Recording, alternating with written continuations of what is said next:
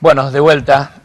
Vamos a comenzar este bloque antes de presentar la nota que se realizó ayer al ministro de Hacienda de la provincia.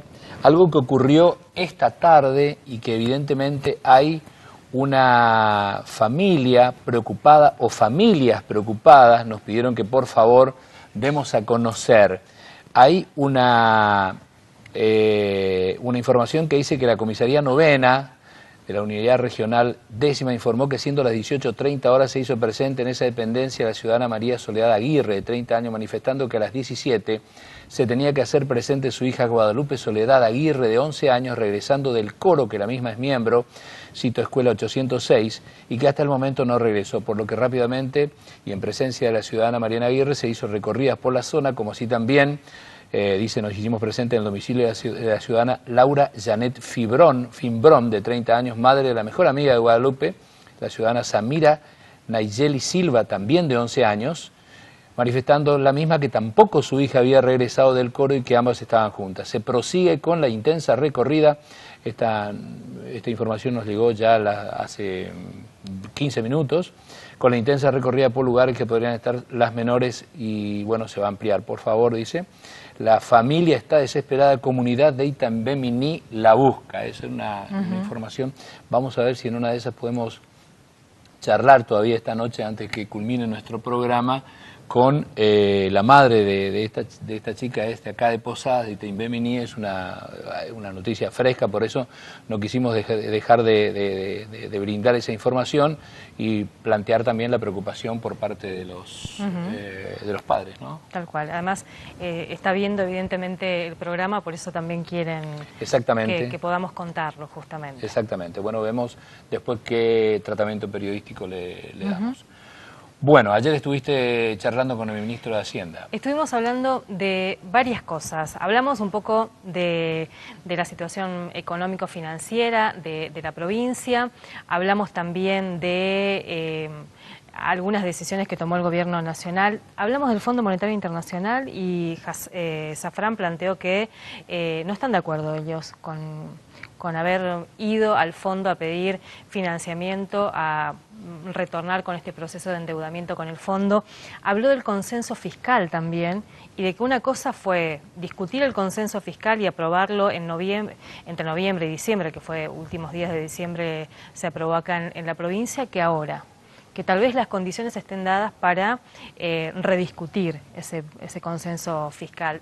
Habló también de la coparticipación, habló de los salarios también, así que hay mucho para escuchar. Hay tela para cortar.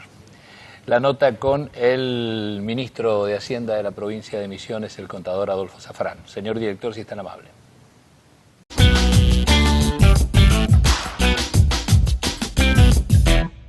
Bueno, estamos con el ministro de Hacienda, Adolfo Zafrán, en un contexto difícil, si se quiere, visto desde muchas de nuestras economías más particulares. Ministro, ¿cómo nos explica usted desde el lugar en el que está este momento que estamos atravesando económico, financieramente? Bueno, hay muchos temas para considerar. Desde el punto de vista financiero para la provincia de Misiones, empezamos por ahí. Lo que ha ocurrido en los últimos días no está impactando en las finanzas provinciales. ¿Por qué ocurre esto? Porque la provincia de Misiones no tiene deudas y tampoco menos tiene deudas en dólares. Entonces no nos hemos visto perjudicados, como sí ha ocurrido con otras provincias que han salido al mercado externo el año pasado o en el año 2016, han salido al mercado exterior a colocar bonos en dólares y en su momento colocar una deuda a $1 de 15 pesos, a $1 de 18 pesos, y hoy esa deuda está a $1 de 25, es decir, su deuda se incrementó nominalmente en un 50% en el término de un año, lo cual sí, esas provincias pueden tener algún tipo de complicación porque tienen que afrontar mayor monto de servicio de deuda. En el caso nuestro, entendemos, no tenemos ese impacto negativo, al contrario, un dólar más alto favorece al comercio local porque hace que los precios en Paraguay y en Brasil no queden tan baratos como estaban antes, hay precios un poco más parejos, con lo cual eso va a ayudar a que la economía local misionera tenga algún repunte, en especial todo lo que está vinculado al comercio fronterizo y a las industrias de exportación, la forestoindustria, el sector del tabaco, la yerba mate, que son productos que tienen un componente de exportación, pueden tener alguna ventaja en lo que ha pasado en estos últimos días. Preocupante, sí, en las altas tasas de interés que hoy vive el mercado, el hecho de que el Banco Central mantenga un piso de referencia de un 40% anual, se traduce que si una empresa quiere descontar cheques, tomar un descubierto o un crédito de cualquier naturaleza, a sola firma o con garantía real, las tasas estén hoy rondando el 60% anual, que son muy onerosas y hace que las empresas no estén tomando créditos, el consumidor tampoco tome crédito porque las cuotas son muy caras, y esto sí puede tener algún impacto negativo en la economía real. Fíjense lo que está pasando con la cosechallera. Esto ya es algo recurrente, cuando la tasa de interés es muy alta, el molino, el secadero que se tiene que financiar para hacer la cosecha, no se financia con el banco, sino se financia con el productor, pagándole a plazos, pero esto realmente complica a todo el sector microeconómico, por ejemplo, del sector yebatero o la industria que querramos analizar. Por lo que se viene, creo que hay que ser cautos. Yo no soy apocalíptico, ni mucho menos. Creo que hay que ser muy cautos. Se habla de que el gobierno nacional tiene decidido bajar de manera muy significativa el déficit fiscal. ¿Qué significa bajar el déficit? El déficit lo puede bajar de dos maneras. O baja algún gasto o sube algún impuesto. Hay muchas variantes. Este menú es muy amplio. O sea, uno puede... Acá también va a influir mucho la ideología del gobierno nacional. Bueno, qué es lo que quiere tocar y qué es lo que quiere cuidar, ¿no? Si le preocupa menos el gasto en salud, y bueno, algún gasto en salud se verá perjudicado. Si no le interesa mucho el gasto en educación, tal vez se quiera bajar algún gasto en educación, como ha ocurrido en estas últimas semanas. La información, nada confirmada todavía y ni hablada, de que quieren recortar el incentivo docente.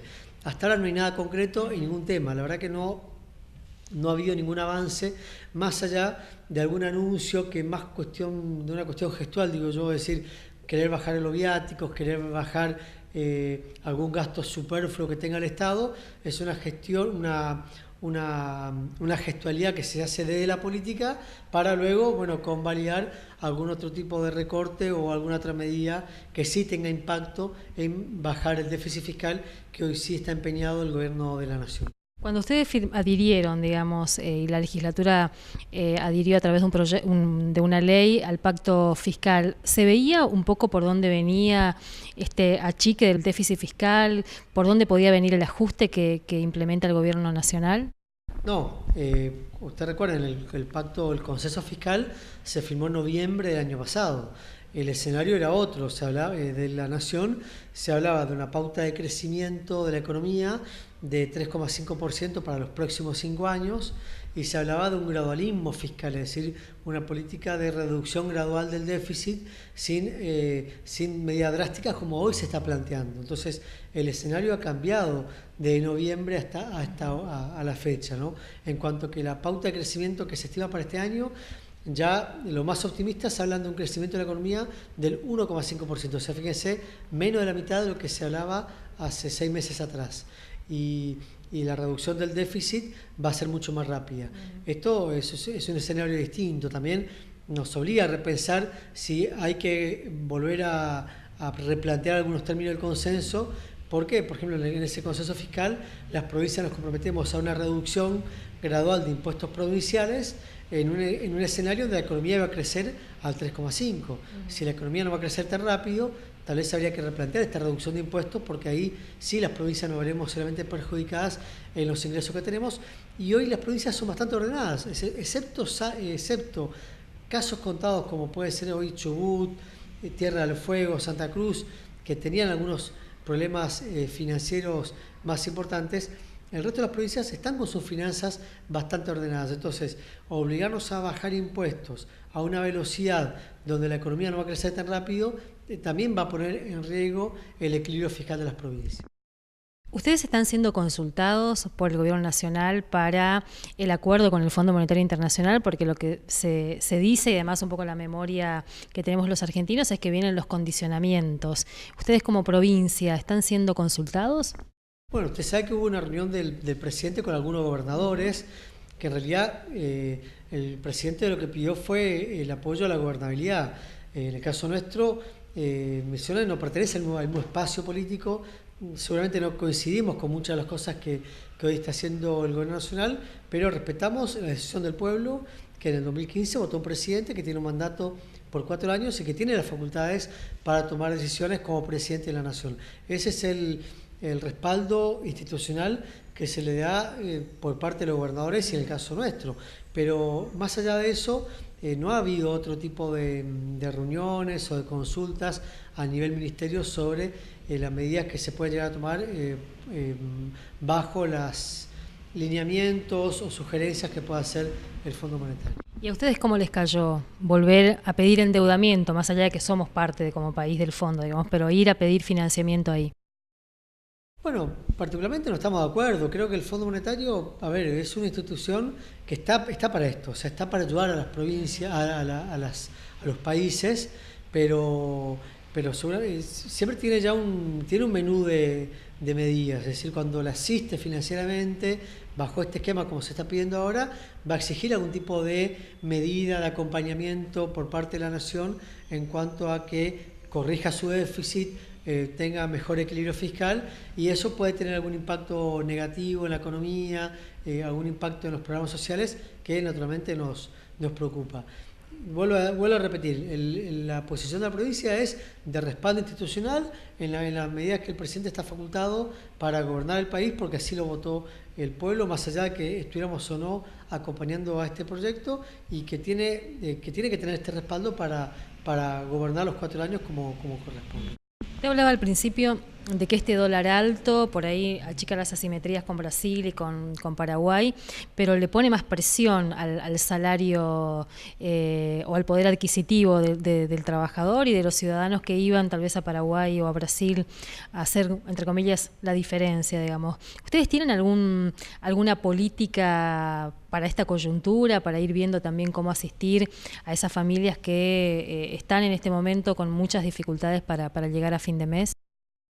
Sí, a ver, yo lo que digo es, el dólar alto es bueno para la economía local. Lo que no es bueno es que el dólar tenga estos altibajos, esta volatilidad, porque genera expectativa de inflación. Si este aumento del dólar no se traslada a los precios, no nos vemos perjudicados. El tema es que cuando el dólar se dispara, como ocurrió hace 3 semanas atrás, que pasamos de $1.21 a $1.25 en pocos días, esto genera una psicosis inflacionaria y termina perjudicando a los precios nuestros, al poder adquisitivo del salario y a todo lo demás. La verdad que hubiera sido mejor una corrección gradual del tipo de cambio y no como ocurrió en estas semanas. Pero para responder a su pregunta, sí, el gobierno provincial viene con una política social muy fuerte. O sea, el gasto social que se viene ejecutando tanto del Ministerio de Desarrollo Social como desde áreas como la vicegobernación de la provincia, que tiene un sinnúmero de programas sociales, justamente en aras de contener, ¿no?, a la población más vulnerable, que es la más perjudicada con este tipo de situaciones económicas que hoy se está viviendo, ¿no? Hablábamos un poco también de la coparticipación. Cuando uno charla con los referentes del bloque Cambiemos, los legisladores de Cambiemos, sostienen que este es un momento con mayor coparticipación para las provincias, mayor índice como que están llegando más recursos para las provincias. ¿Eso es así? La coparticipación, el índice en realidad no se modificó. Las provincias nos hemos visto beneficiadas con la firma de un convenio en agosto de 2016, donde estamos recuperando cada año un 3% de coparticipación. Es decir, hoy la provincia, con Misiones como otras provincias, recibe 9 puntos de coparticipación por encima de lo que recibíamos en el año 2015. Pero esto fue por un acuerdo político. Hay que reconocer que hubo una predisposición del Gobierno Nacional de firmar un acuerdo, de restituir a las provincias ese 15% que se cedió en el año 1992, pero había en el fondo un fallo de la Corte que ya le había dado la razón a 3 provincias. Es decir, era inminente que la Corte iba a fallar a favor de todas las provincias y por eso se buscó un acuerdo de restitución gradual de este 15% a lo largo de 5 años. Pero no es que la coparticipación viene más porque hay una mayor discrecionalidad de la Nación, sino porque es cierto, hay mayor recaudación por parte de la AFIP y tenemos un 9% más a raíz de esta restitución que se firmó en el año 2016. Ahora, lo que llama la atención es, si la recaudación viene tan bien, como afirman algunos legisladores de Cambiemos, porque yo los he escuchado, estos legisladores de Cambiemos, de que hablan de que las provincias recibimos una gran coparticipación, esto también es porque hay una buena recaudación de la AFIP. Y si la AFIP recauda bien, ¿por qué el Tesoro Nacional no está tan bien en materia de finanzas nacionales? ¿Por qué todavía el déficit fiscal no baja si la recaudación de la AFIP viene creciendo como ellos sostienen? ¿Por qué cree usted que pasa eso? Hay que ver, acá también hay que ver cómo se gasta, cuáles son los gastos que tiene hoy el Estado Nacional y también el llamado déficit cuasi fiscal, el déficit generado por los intereses de la LEVAC. Eso también forma parte del déficit fiscal. Cuando el Estado se financia con bonos, se financia con letras a corto, mediano, largo plazo, esos intereses también engrosan el déficit. Entonces, tal vez el Gobierno Nacional logró bajar bastante el déficit fiscal, pero aumentó mucho el déficit cuasi fiscal, que son los intereses de la deuda, ¿no? Muchos trabajadores están viendo el programa y algunos estarán reafirmando lo que se planteó en su momento, que tal vez el 15% de aumento que cerraron algunos gremios y que les toca a los trabajadores también del Estado provincial, queda muy lejos inclusive de la expectativa inflacionaria. Si hoy se avanzara hacia una discusión para redefinir o para revisar ese porcentaje, ¿la provincia está en condiciones de abrir ese espacio? Miren, a ver, en lo que va del año, la provincia de Misiones dio un aumento total en el salario bolsillo de los trabajadores públicos del 15,5%. Y en lo que va del año, la inflación ya acumulada es del 9,6%. Es decir, la inflación del año aún no ha carcomido el aumento que le ha dado a la provincia, porque como caso atípico, la verdad que no todas las provincias lo han hecho de igual manera, ha sido un aumento que se ha dado casi todo junto. Es decir, muchas provincias han dado en cuotas, un tramo en abril, otro tramo en julio, otro tramo en octubre, mientras que la provincia de Misiones ha hecho un esfuerzo muy grande para dar todo el aumento hacia el mes de abril. Con lo cual hoy es muy pronto para dar una respuesta en ese sentido. Creo que tenemos que esperar, tenemos que ver cómo evolucionan los precios a lo largo del año, tenemos que ver cómo evoluciona la recaudación, que también si hay inflación la recaudación también aumenta, pero bueno, eso tenemos que ver cómo evoluciona para dar una respuesta más avanzado del año. Yo creo que en esta altura del año seré muy aventurado de mi parte de que pretender dar alguna respuesta. ¿Y cuánto cree usted a cuánto nos vamos a acercar en el índice de inflación? ¿Estamos lejos ya de ese 15 que pautó el Gobierno Nacional? No, yo no me quiero arriesgar a dar ninguna cifra porque imagínese la responsabilidad que yo diga una cifra y ya se va a tomar como que es una pauta de inflación. No, hoy usted escucha a las consultoras que están arrojando diferentes tasas de inflación proyectadas para el año, pero vuelvo a decir, son proyectadas, hay que ver cómo termina el año, ya para julio, para octubre, ya podremos tener un mejor panorama, pero creo que hoy es muy pronto y muy responsable de mi parte, en el lugar que estoy ocupando, pretender dar alguna proyección en el tema, ¿no?